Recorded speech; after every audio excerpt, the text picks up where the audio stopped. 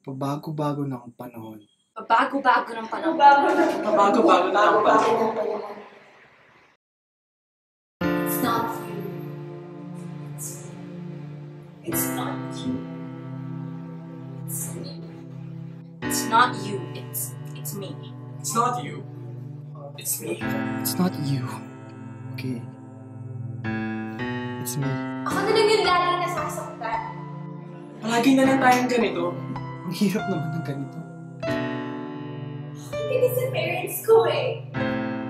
Sabi pa nga nila, hindi na ako magpapaloko at hindi na ako magpapakatama. Anak, so proud of you. I worked so hard to change for you. Hinintay kita. Di mo ba naisip yan? Tingin mo madali ito para sa akin? Huwag mo magpunta ako. At pabago-bago na rin ang nararamdaman ko. Sana naman, kumalo ko sa mga oras na yun. Hindi yung sadya kang nagpapahintay. Sadya mo akong sinasaktan. Sadya mo akong pinapaasa. Ano naman yung nararamdaman ko? Yes, I know we did have our good times. And you were there for me at my worst. But now, I feel like... Alam mo, kailangan ko na mag-move on.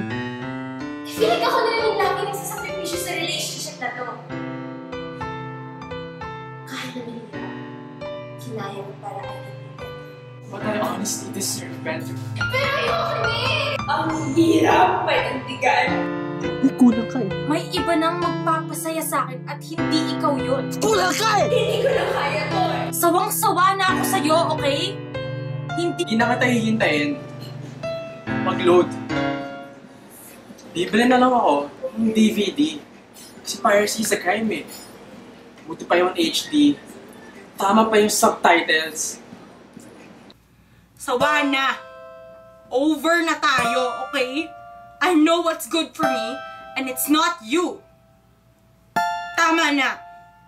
Tapos na tayo.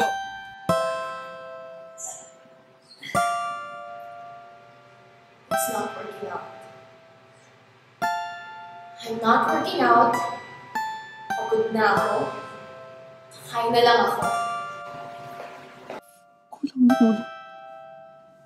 Kulang sa gas. Ang OA naman ito. Kuya, ba't kasi hindi napagas? Yung tuloy late na ako sa school. Hindi ko na kaya to eh. Hindi ko na kaya ang civil engineering. Mag-shift na ako ng course.